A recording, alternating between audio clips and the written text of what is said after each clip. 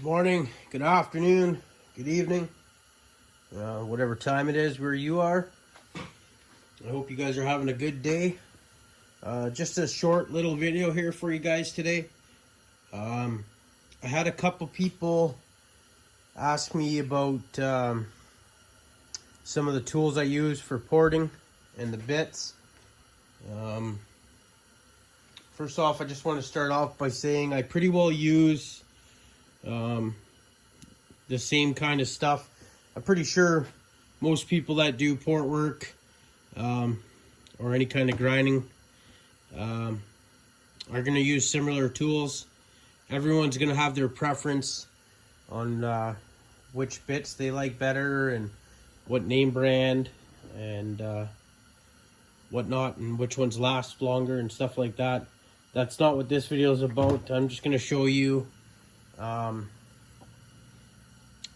my bits and my tools, which hand pieces I use, my grinder, and so on and so forth. Okay, so I keep everything in a kind of like a plain old box or whatever, just like an organizer, tackle box, tool box, whatever you want to call it. Okay, so there's two layers to this. So on the top layer I have my bits, polishes, sanding drums and whatnot, and I'll zoom you guys in a little closer and show you specifically what I use. Okay, so in this first top tray, I keep my different polishes all along the top. There's lots of controversy over using polishes or not. I don't care whether you do or you don't. If I want a really high quality polish on something and I need a high quality shiny finish, then I will use polishes. In a lot of instances, I don't use polish all the time. Only on certain jobs I do. A lot of times using like a mandrel with a Scotch, a 3M Scotch pad. They come in different courses too. But a lot of times using this with WD-40 does a really great finish also. Okay. So yeah, moving on from the polishes, polishing bits. So different, I have many different buffers. You can tell these ones are obviously used quite a bit. These are a little bit bigger in diameter, so they don't really fit in a lot of ports that I do. That's where a lot of these come in handy. Just smaller buffing drums. Okay, then from that I have this here is just a mixture of different stones. A lot of them I don't use, and there's ones there that I use steady. I do a lot of chamfering with smaller bits like this. I also do a lot of chamfering with, if I can find any in here, just a ball on the end anyway. Okay, so that covers that. The buffing pads, these are the grinding stones. I use a lot of sanding drums. I'd say this here and Scotch pads, probably my two biggest, most popular tools.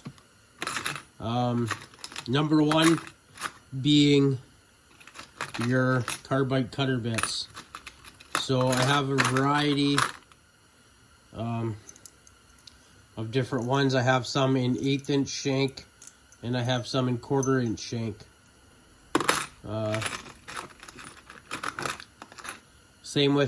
Same as the grinding stones. There's a lot of these that I use a lot, very frequent, and then there's some that I just don't use at all, or very little. Okay, so this is a double cutter.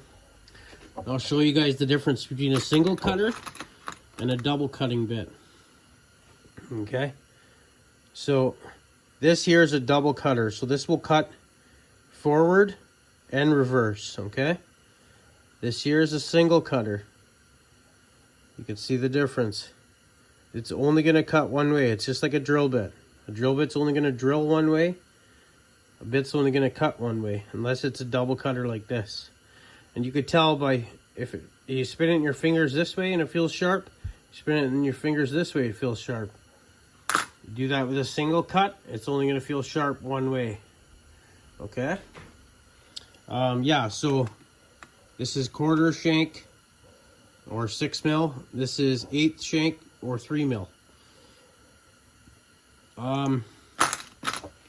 For hogging out material, I like to use, if I got to get a lot of material out in a short period of time, I like to use a shorter shank. Okay, now as you can tell, like, that's not like the longest I have, but like you see this one here, really long. Okay, and the reason being is because when you got it chucked up in your tool, in your handpiece, and it's extended way out here, you get a lot of chatter and you can risk bending the bit. Not only that, they're not perfectly true, I don't think, from when you get them. So the further you suck it up into the head of your handpiece, into your chuck, the stronger it's going to be, the less chatter you're going to have. Okay, now let's just see if I can grab a handful of these, and I'll just show you a variety of different styles I have and whatnot. So you can see, like, I have like egg-shaped ones, more elongated egg-shaped, straight, that's in a 1/4 inch, straight again, but it has a rounded head, straight with a flat head. These are just mandrels I made for holding sandpaper. Cone shaped. You know, you get the idea. Okay. Another thing I want to show you guys. Okay. You can see this bit here. It doesn't have any teeth on the side. It might look like it does, but there's no teeth on there. Okay. It's just kind of like etched into there, the look of it. Now it does all the cutting on the tip. And you can see that there's no cutters on the side, right? But if you look at the face of it, that's where the cutters are, okay? Now, back in the day, I used to use these a lot. Before I had a 90-degree handpiece. Because you could come down in the cylinder. Let me grab a cylinder here. You could come down in the cylinder and move your upper transfers with the head of this bit. Okay, now obviously I use, you know, like a 90-degree head, but back when I started out I didn't have one, so I used things like this. I got the job done. Okay, this is just miscellaneous junk. Sanding drums. I like these things too, but they're just they're great when you get into bigger cylinders like off snow machines, Sea-Doos, motocross bikes, whatnot. But in a smaller saw cylinder, these sanding drums or flap wheels, they're typically no good because you can't get them inside the port. As you can see, this one doesn't fit in the port. It probably fits in the intake. Yeah, see, it wouldn't even fit in the intake. Okay, but these are good. You could probably get them in smaller diameters too, but that's the only size that I had in them. Now, sanding drums also, going back to them, I have 2 different sizes and I have 4 different grits. So I have 2 different grits in 2 sizes. Okay, so I have a fine and a coarse in the small. I have a fine and a coarse in the big. Okay, the bigger one. Okay, I think that covers this top Trey, let's move on to the tools itself, okay? So, hand pieces. I have two hand pieces, and I have a backup of each, brand new. Just because these are like, I mean, they work great, but these aren't Fordham hand pieces, right? So, and if I'm doing a job, I can't locally just go and pick one of these up, so I always have a spare. It's just a good idea if you're doing this for, like, I'd like to say I port professionally. So if I have somebody saw sitting here waiting and I have a tool break on me, I'd like to have and not have it hold me up, okay? So this is your straight hand piece. It has more of a standard drill size or a style chuck, okay? So just like a drill, right? Like your old school drill or your drill press. Loosen. The bit will come out, and then obviously you can tighten it for different size bits. So this will take your 1/4 inch shank and 1/8 inch shank, obviously. Okay. Now these hand pieces, they clip on kind of like, it's like a quick connect. I'm trying to do this through my phone screen, so okay, so just once you get the drive cable lined up, they just clip on. Now it's connected. You can see that won't free spin. Okay, same thing goes for the 90. Now so we'll put the straight, I mean, I do 90% of your work's done with the straight one. Upper transfers and a little bit of chamfering, I'll use the 90. Okay, now this is the 90. These hand pieces, this is a knockoff one, but if you were to buy this 90 hand piece from Fordham, it's $500 US for this hand piece, so it'd be $700 by the time I got it here in Canada. So, I mean, there is other options. You just have to look around. You can find them. Okay, I think I paid about $100 Canadian for this one here. Okay. And like I said, this 90 here is used for, this is just a junk cylinder here. I just did a little bit of grinding on the cylinder before this video just so I could show you. So if you look inside, you can see the transfer on this side is untouched. This transfer's, you know, the roof of that upper transfer is moved, okay? So this is how you get in there to do it. You gotta have a tool like this. You go down in, and you can do your work. It's a lot harder to grind with a 90 than it is with a straight piece, obviously. It shatters more and stuff like that. You gotta take your time. Be careful. Plus, a lot of the time that you're using the 90, you're inside the cylinder, so you really want to be careful. You always let your tooling come to a stop before you pull it out of the port, so you don't risk hitting the plating with your carbide cutter. Okay. So yeah, to change bits in this one, it's a little bit harder. It doesn't have like a key style chuck. It has just these wrenches here. So there's 2 wrenches. One holds the bottom part, the other one goes over the top part. I try to just keep my bit in this one. The only time I change it out is when I'm doing my chamfering, because I'll switch bits. But this is the one I use specifically for doing my upper transfers. And the reason I picked this bit is because of the shape of it and the way it's tapered, how I like the roof of my upper transfers, okay? So that's it for this box here. So that goes over hand pieces, bits, and polishes. Okay.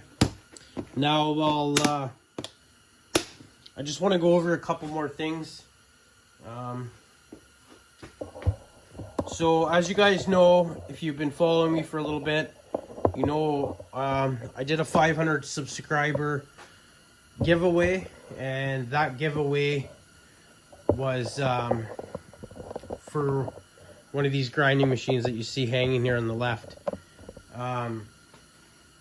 That would have came with, you know, the power head, the foot pedal, which is down below, the flex shaft, and the straight handpiece, not the 90. Okay, and that'll get you going. If you're looking to getting into doing support work, maybe for yourself, and then maybe eventually doing other people's saws, then this is like a good idea of what you need to get the job done. Okay. Other things that other kind of specialty tools and stuff that I have would be for doing cylinder work. Would be like hones, cylinder hones. These here are the ball style hones. Okay, these are great for. I know there's a lot of controversy whether you hone Nikasil or Titan nickel or just your, you know, cast cylinder or not. I'm not getting into that. I don't care whether you do it or you don't do it. Everybody has their own experience. Everybody has their own needs. And I think that's a good way to go about it. Just if it works for somebody else, then might not necessarily work for you. So yeah, there's these ball style hones. These here, you get in different millimeters.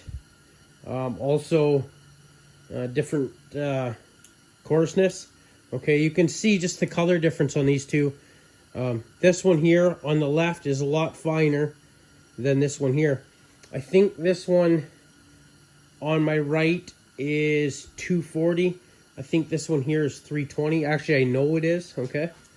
Now these work great. They're not available in every single millimeter, as far as I know. So there's a lot of, and they're pretty expensive. I think they're probably about 70, 60, 80, somewhere 70, 80, somewhere in around there each. So they're not cheap. But I mean, if you're doing the work a lot, then they're worth having. Okay. Now, any kind of like bigger hone work I do, you guys have seen, I'll use these 3 padded hones.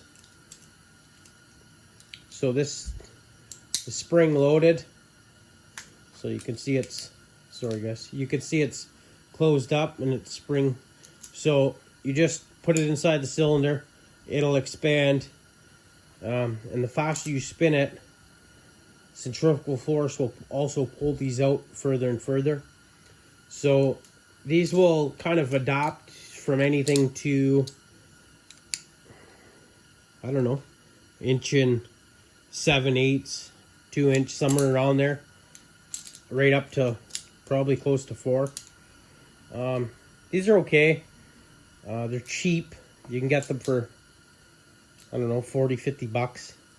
I won't use these on a chainsaw cylinder. They're just too big. Okay, you can get these smaller, but I just prefer to go with these ball hones. Another thing about the ball hones is it's also good security to run one of these in after you do port work, because these balls will actually chamfer your ports. So if you got to spin it in both directions. So if you're spinning it, you come in and you spin it this way, okay, it's going to chamfer everything on that leading edge. Now, it's always good to run it in reverse also, because it's going to chamfer the other leading edge, okay, inside your port, inside your cylinder. on the edges of your port, okay? And that pretty well covers everything for all the tools really needed to, I guess, to get into port work. I know, and I'm probably gonna get in shit for saying this, that you can't port without, you know, timing a saw and knowing your timing numbers and knowing what they do. And I mean, yeah, you can port without a timing wheel, especially if you've done it before and you've done that same kind of saw before, and you can just know by the way it looks and whatnot. And if you're not going after crazy numbers, and you leave a good buffer zone, you can rough port a saw blind with no timing wheel. Is it a good idea to do starting out? No, absolutely not. My first suggestion to anybody looking to get into porting would be to forget about the tool end of it, and buy yourself a timing wheel, okay? Or make yourself a timing wheel. I make these. There's videos online on how to make one. Follow those, because that's all I did in the beginning, okay? You can print these off, glue them onto a piece of plastic board or whatever. I do have an aluminum one that I bought, and I think it's like 10 inches. It's way too big anyway. I find it way too big. But anyway, so yeah, you can make these. That would be the number one. If I could give you one good tip in this video, that would be it. Get yourself a timing wheel. Get yourself a saw. Tear it down. Put your timing wheel on. Zero it out. Find your numbers. Your port numbers, and do some research. You'll thank me in the end, trust me. There's been a lot of guys, including me, myself, that did port work and stuff like that, and trust me, before the days of my timing wheel and everything like that, and learning the numbers and learning what they do, I would guarantee that there's cylinders out there that have paid the price, okay? So I think I'll end the video here. I said it was going to be a short video. Look at that, it's 25 minutes now. But anyway, you guys have yourself a good night. Thanks for watching. As always, hit that thumbs up button for me. If you're not subscribed, consider subscribing to my channel. I'm trying to grow it. We're going to give Power Saw away in another 400 subs. I'm really looking forward to that. And to each and every one of my continued supporters, I just want to thank you guys. Every time you leave a comment and my phone sends me an alert, puts a smile on my face. I really enjoy talking to you guys. I really enjoy making content for you, and I want to continue to do so in the new year, okay? So thanks, guys. Have yourself a good night, and we'll see you on the next one. Cheers.